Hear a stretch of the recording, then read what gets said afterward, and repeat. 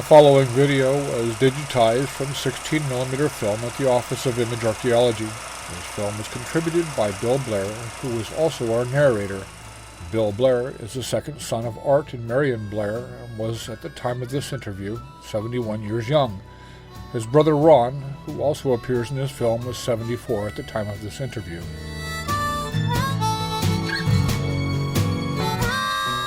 The Blair Brothers lumber mill, logging and mill operations was located north of Pacific House, just a little east of Pollock, PINES, and Fresh Pond on Highway 50. The mill began operations sometime in the 1930s, and the property was sold to the Michigan-California Lumber Company in 1958. Shortly after, Michigan-California razed the property, took down all of the buildings, and sold the equipment. The retail operations continued in Placerville.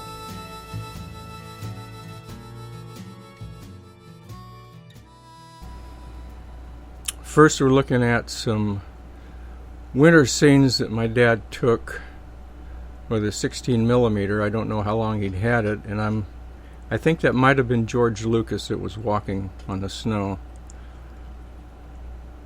This particular winter, I don't remember the year, but it was in the early 1950s. That's the office on the mill property. That is the lumber mill proper, the burner for all of the slash. That was part of the drying operation for the mill operation. There was no dry kiln for drying the lumber. It was air dried. The lumber camp. What you're looking at is Peavine Ridge up on top. This is from the burner looking down into the mill.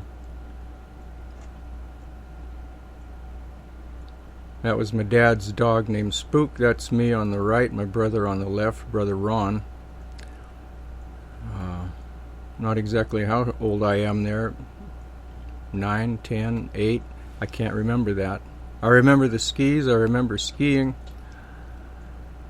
And this, what you're looking up on the left there is an outhouse, because we used outhouses there. There's a storm coming in. My dad wanted to get what he could of that. It was a particularly nasty storm, as you'll see in a few minutes here. As the storm was coming in, he tried to get as much good shot of it as he could. Of course, this is all pre-Photoshop. You might call it Photoshop minus 5.0, something like that.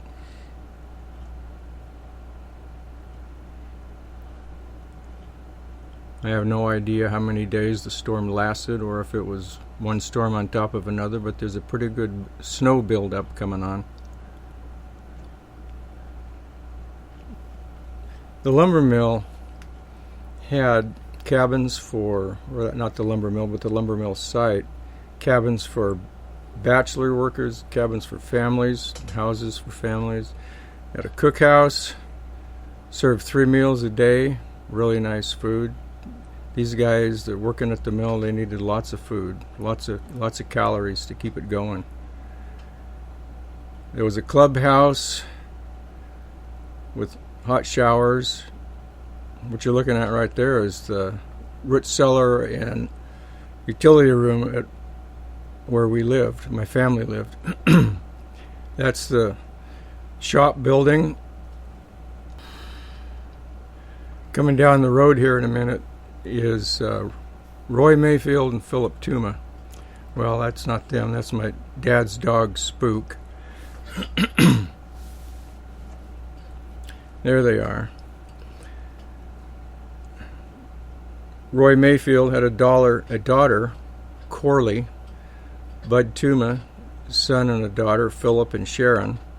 And we were all in school together. There was a one-room schoolhouse up on a hill above all of this stuff. And we had at one time probably 20 kids. It was a branch of the Pollock Pines School. It actually had a name of Big Bend School. And eventually the school was closed down, and a we were bussed out to Pollock Pines. I think I was in the 3rd grade. Philip and I were in the 3rd grade when we got bussed out to Pollock Pines. That is a World War II command car. There were about 3 miles of road from Pacific House to the lumber camp. And summer and winter, these roads had to be maintained. That was a whoops, here we are. My brother on the left, he had the good shovel. I didn't have the good shovel. He made good progress. But you can see that's a pretty good snowfall. Gordon Blair and Yvonne, his wife, she happened to be using the outhouse. That's their dog Trilby. They lived in Placerville. Gordon was working at the lumber yard in Placerville, the retail yard. Here we are, a bunch of us getting bussed out to from Pacific House to the Pollock Pines School. What station is that? That was right at Pacific House. I think that was Corley in the back there with the glasses. And like I said, we had to, not including me, but the roads had to be maintained summer and winter.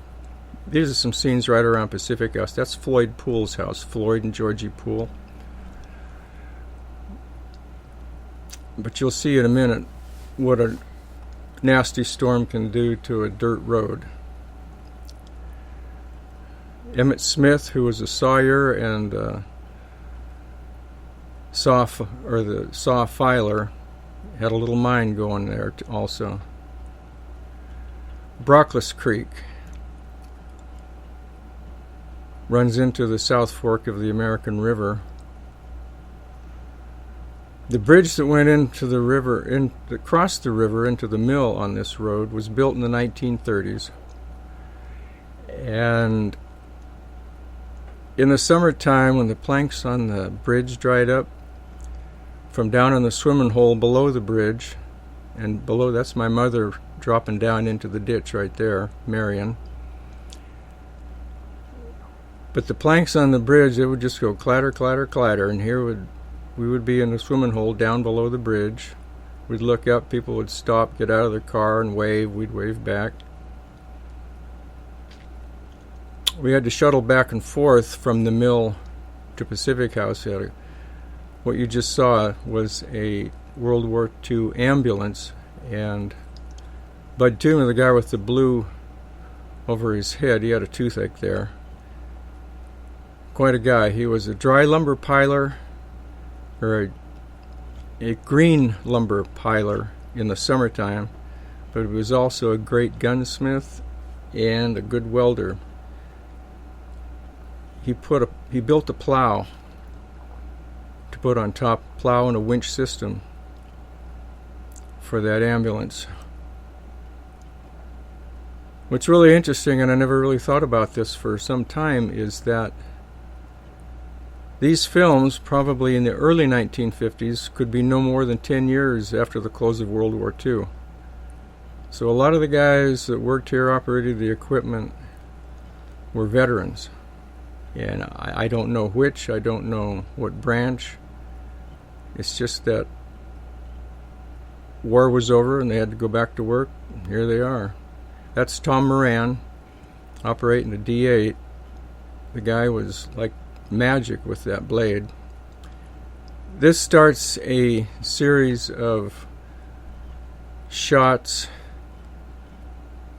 for the operation of the woods crew, the logging truck system transporting the logs to the mill, and then passing a log through the mill until it comes out lumber on the other side. Obviously, this stuff was done long before OSHA, and I don't know if the Fish and Game had anything to do with this or there was any permits required or not, but kind of messed up the trout habitat for a short while. Building a bridge across what I think is Silver Creek, which it runs very close to Ice House Resort on Ice House Road. It could even be Joan Silver, Big Silver, I don't know. But this is how to build a bridge. Tom Moran again on the D8. My grandfather, my dad's father, born in 1884, was on this trip on this day. Pretty nice bridge.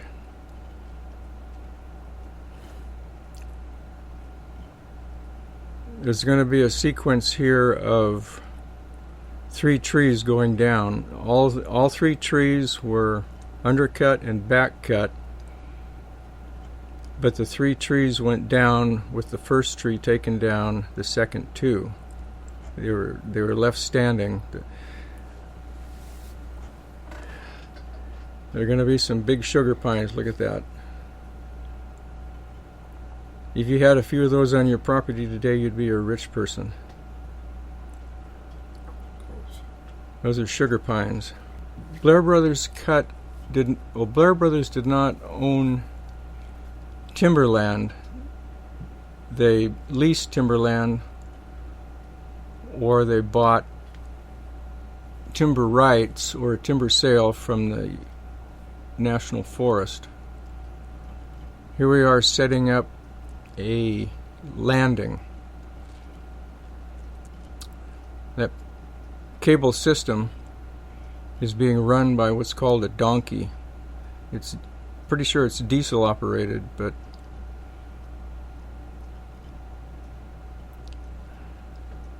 if OSHA were there, this would never have been completed as it is.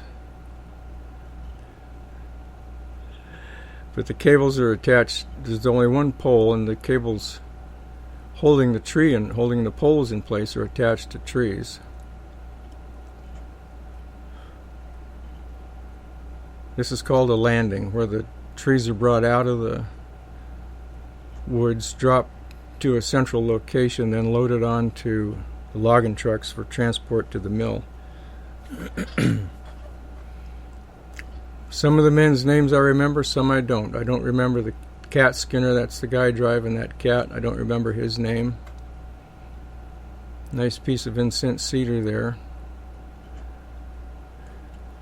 I remember my dad talking about pencil stock. You pick up a yellow Ticonderoga pencil, and it's made with cedar. It's cedar. Pencil stock is a very fine-grained cedar, easy to work with.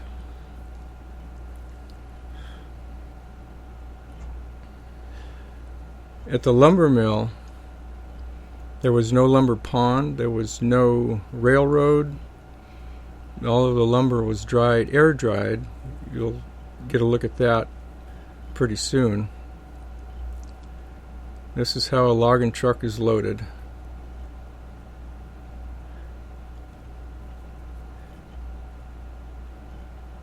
That looks like Sam Tripp. What you're looking at there is some ponderosa pine. Not that particular piece.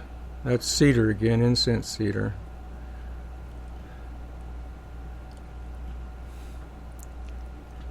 That's the donkey right there. That man had a nice touch.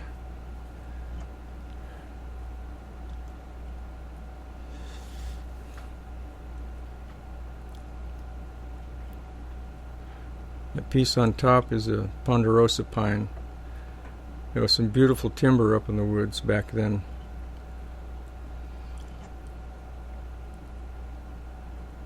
When you take a look at these trucks that they're using, it's nothing like you see going down the highway today. Notice the vented windshield. Tom Moran always had a cigarette in his mouth. I don't remember that man's name. Some big timber up there. Blair Brothers got a lot of timber from the Van Vleck family, cattle ranchers who lived down in the Slough House area on Highway 16. They also owned the property up on Ice House Road that is east of Robb's Peak. And if you're familiar with that area, just north of Union Valley Reservoir is Robb's Saddle. You just right up to the top of Robb's Saddle, and the road into the Van Vleck property turned off to the right at the top of the saddle. National Forest now owns the Van Vleck property in there. And so far as I know, the Van Vleck family is still raising cattle in the Slough House area. When I was a kid, 5 years old, 6 years old, I was standing out near that root cellar wash house that you saw in the winter pictures. Of course, it's just a hot, dry summer. Hope OSHA doesn't see this. A little late for that anyway. But I was standing out in front of that wash house, and this man came riding up on his horse, a genuine cowboy. And that was probably 1948, 1949. And I believe it was Stanley Van Vleck. Because Van Vleck had a property out to the west of the lumber mill. And ranch house, barn, etc. And they would bring their cattle up from the Slough House area, bring them into summer pasture up in this area. Well, around the mill site, out to the west of the mill site. That's a truck.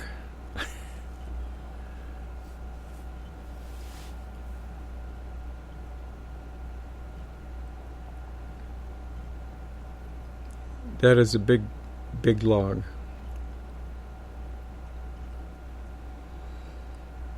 Looks like a piece of sugar pine. That's my grandfather on the left, Arthur James Blair. Clark Smith. Tom Moran again. My grandfather left, my father Arthur Eugene on the right. He was the one that was filming all this stuff. Going to be a sequence coming up of the 3 trees going down. Take a good look at this saw, at the length of it, the size of the engine, and the guy on the tail end. That piece was called a stinger on the back side there. And he needed to be there because the blade was pretty flexible.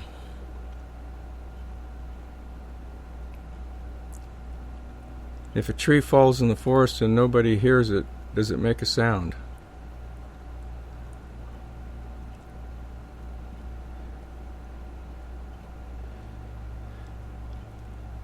Head faller for this operation was a guy named Wentworth. He did a pretty good job on this stuff. There's Spook again.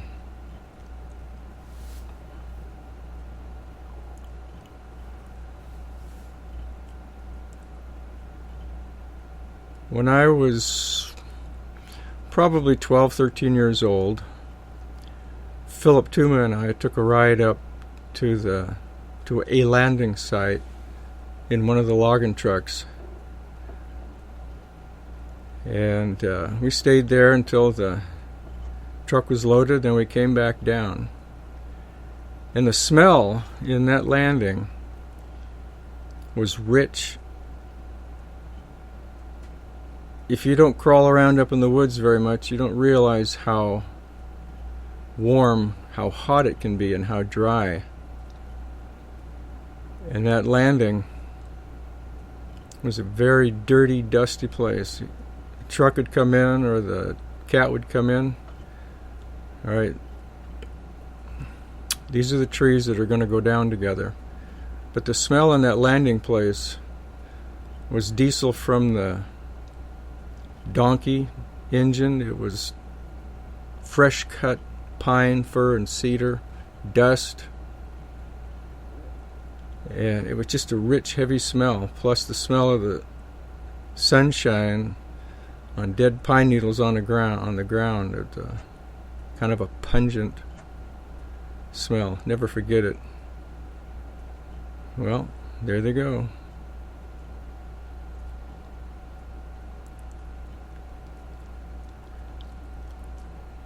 The mill operation was run by my father, Arthur Eugene. The woods operations were run by Fritz Blair. The lumberyard, retail lumberyard, and wholesale operations were run by Gordon Blair and Clark Smith, all first cousins. This is from up on Peavine Ridge looking down on our mill site, and across the river canyon you saw another stack of smoke coming up out of the trees. That was Placerville Lumber Company. They eventually moved their operation down into the Placerville area itself. Notice the cable system again. This is how the logs were unloaded from the trucks at the mill site.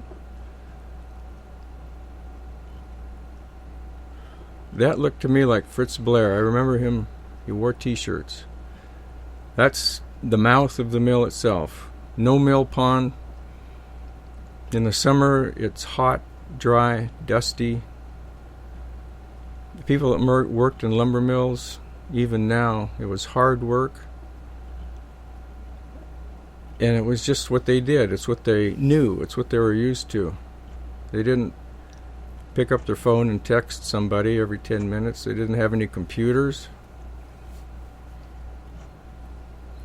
PG&E didn't get to this mill site until, I guess, the late 1940s or very early 50s.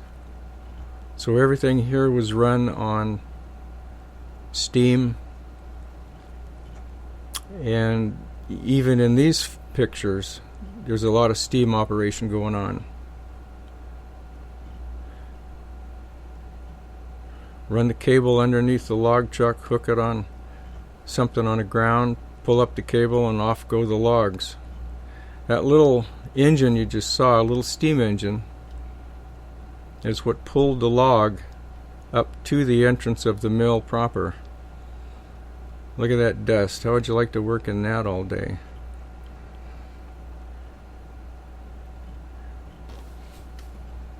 But anyway, hello OSHA. That's a pretty big log. It's heavy. That little steam engine on the right is pulling in another log to the mill proper.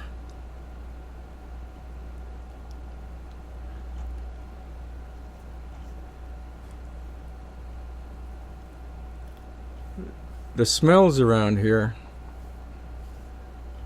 the burner, you'll see the burner pretty quick. It's what burnt the excess of sawdust and the bark slabs and trimmings that came off from the mill operation itself in the lumber making process. You had the smell of that. You had the smell of the boiler fires for making steam down in the lumber drying area. If you walk through in the summer, you had this rich smell of fresh cut lumber and a dampness in the air, a moistness. And every summer a bunch of us kids would have a job about 50 cents an hour, I think. Look at the size of that log. Sugar pine. Beautiful piece of lumber there. But when the thistles would start growing up in the lumber yard, lumber drying area, we'd walk through there with a McLeod rake. Had a sharp edge on one side for chopping. We'd chop down thistles. 2,330 board feet in that piece, just in that one butt log.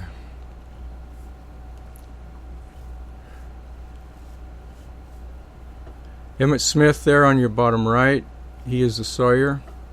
The guy on the carriage is Milton Rose. He actually set the depth of the cut. The sawyer operated the movement of the carriage and the loading of the log onto the carriage.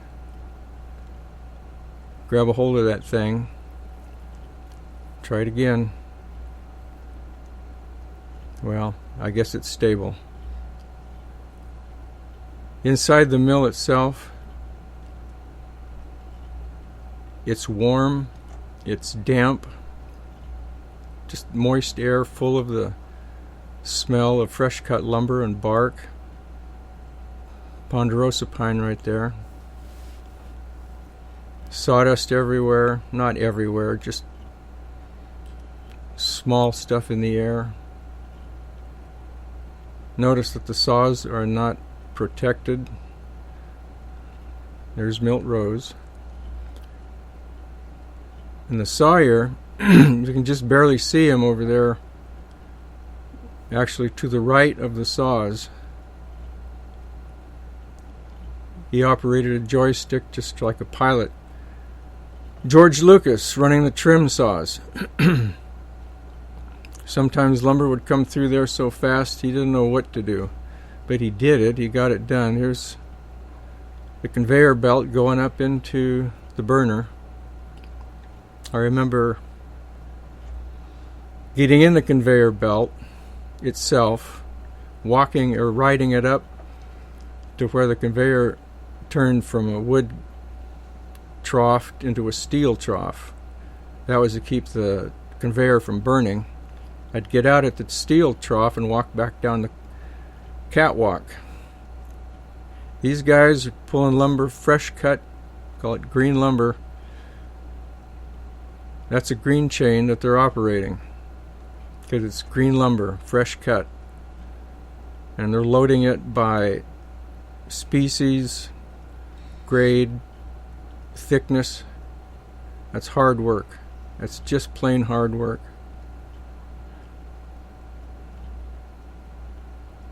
That load right there is going out into the drying area to be piled. Man up on top, well, that's my dad.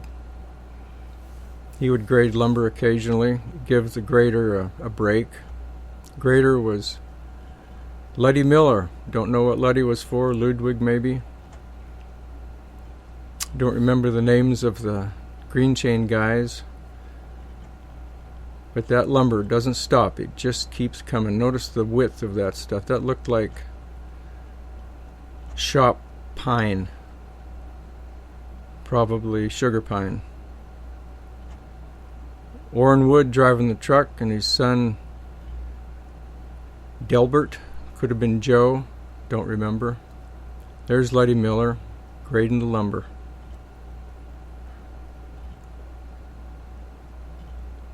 And that lumber just keeps on coming. One guy, if he's not pulling stuff off, he pushed it over for the other guy to give him a break.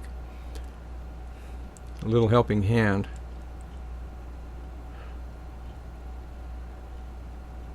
The lumber then is taken out into the drying yard to be piled. Like I said, there's no dry kiln here. It was all air dried.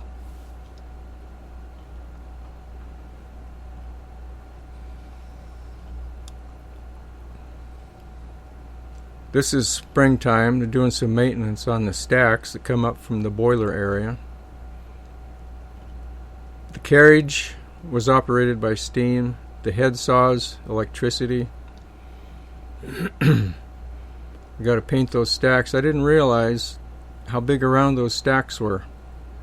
But that... I'd probably like to do that job.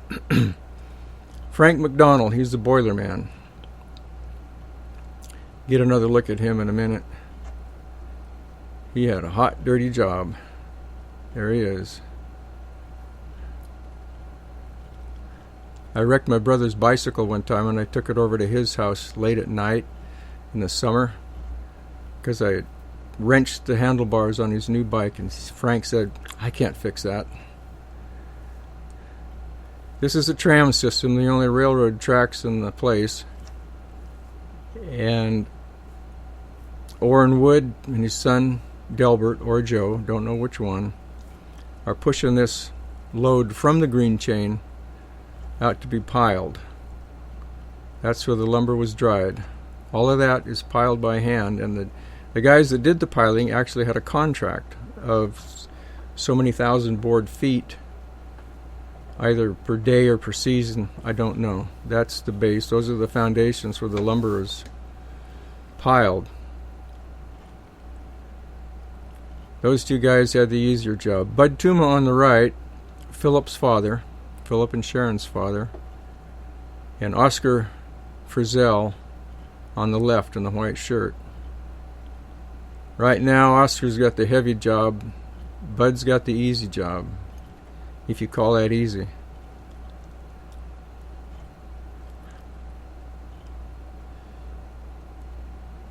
This is a planing mill. You're taking the rough lumber, running it through a planer, and it comes out 2x4, 2x6, 1x10, 1x12 pine, piece of siding, piece of interior paneling.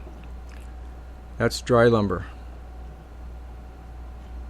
That's the easy stuff. It almost flies into the hands. That last piece was a gang saw. I don't know what it was.